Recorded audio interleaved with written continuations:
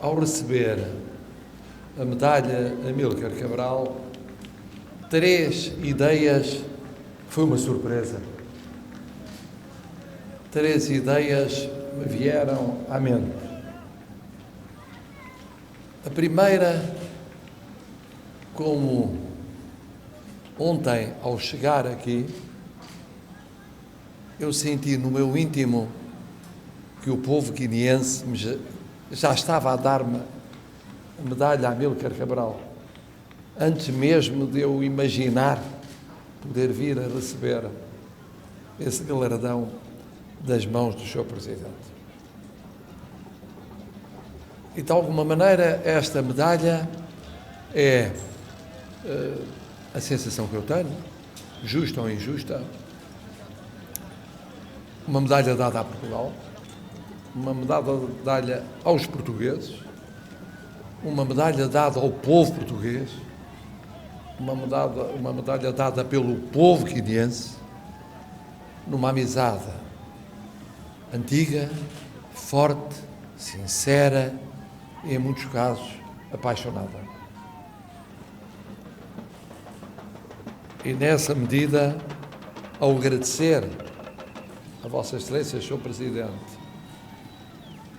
esta condecoração, eu sinto dever agradecer ao povo guineense aquilo que é a condecoração das condecorações, que é uma lealdade, uma fraternidade, que aliás é correspondida por Portugal e que perdura para além de nós, que presidentes, primeiros-ministros, parlamentares, líderes partidários, responsáveis políticos ou militares, somos protagonistas temporários de uma história que nos ultrapassa. E temos que estar à altura dessa história, feita cada vez mais de futuro, porque é isso que verdadeiramente conta. Nós passamos, os povos ficam. E aquilo que existe entre eles fica. A segunda ideia que me ocorreu foi a de que, apesar de tudo, não sei se fica muito bem a quem recebe uma condecoração, dizê-lo, eu senti que era uma ocasião para recordar o amor que dei à Guiné-Bissau muito antes de ser Presidente da República Portuguesa. Não começou em 2016. Começou umas décadas antes. Começou umas décadas antes com outra Constituição, com outro regime político, com outro Presidente da República. E citou o Presidente Nino Vieira. Foi aí que eu, chefiando uma delegação da Faculdade de Direito de Lisboa e da Faculdade de Direito de Coimbra, abri caminho para a Escola de Direito da Guiné-Bissau. Foi aí que eu regressei mais tarde, líder da oposição, líder partidário, para estreitar o relacionamento entre o partido do poder e o partido que eu representava, que vinham de hemisférios completamente diferentes, mas que se entendiam no essencial para estreitar aquilo que era o mais importante, a fraternidade e a amizade entre a Guiné-Bissau e Portugal. E foram anos em que é difícil não amar a Guiné-Bissau, e penso que foi difícil não deixar aqui na Guiné-Bissau alguns amigos desses tempos. Os tempos mudam, mudou a Constituição, prosseguiu o Presidente Nino Vieira, prosseguiram as minhas vindas cá, e hoje muita coisa mudou, quer na realidade portuguesa, quer na realidade da Guiné-Bissau. Transitoriamente, eu sou o Presidente da República Portuguesa, Vossa Excelência é transitoriamente Presidente da Guiné-Bissau. Mas somos protagonistas de uma história que nos ultrapassa e onde eu sinto, em termos de biografia, ter-me cruzado com a Guiné-Bissau muito antes de vir a cruzar-me como Presidente da República Portuguesa. A terceira ideia que me veio ao pensamento é a seguinte, é uma coincidência. Esta condecoração, uma condecoração que existe em 2 Estados,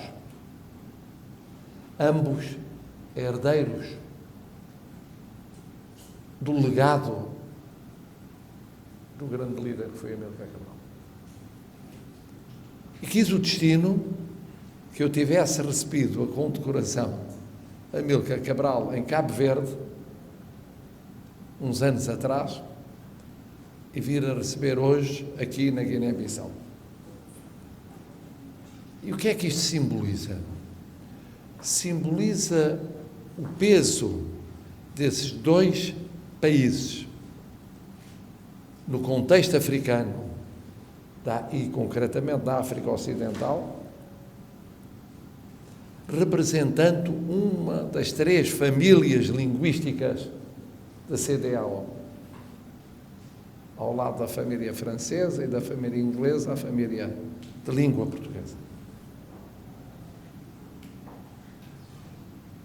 E que importante que é que seja possível no futuro chegar à presidência da CEDEAO alguém que resulte dessa língua, dessa linha, dessa família, uma vez que as outras famílias têm chegado com frequência a essa presidência.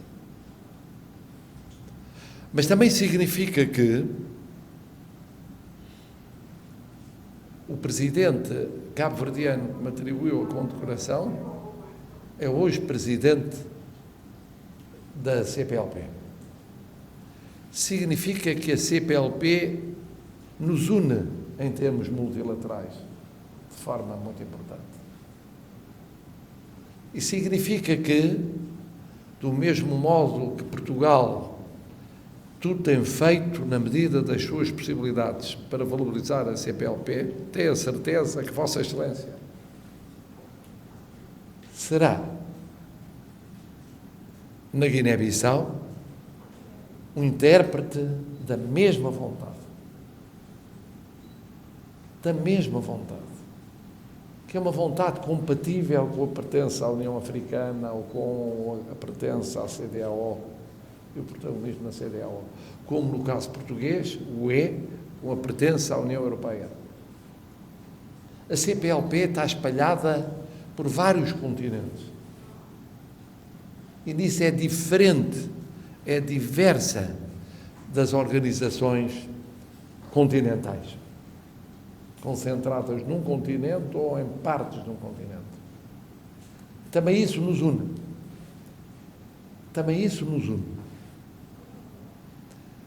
Portanto, tantas razões que nos unem.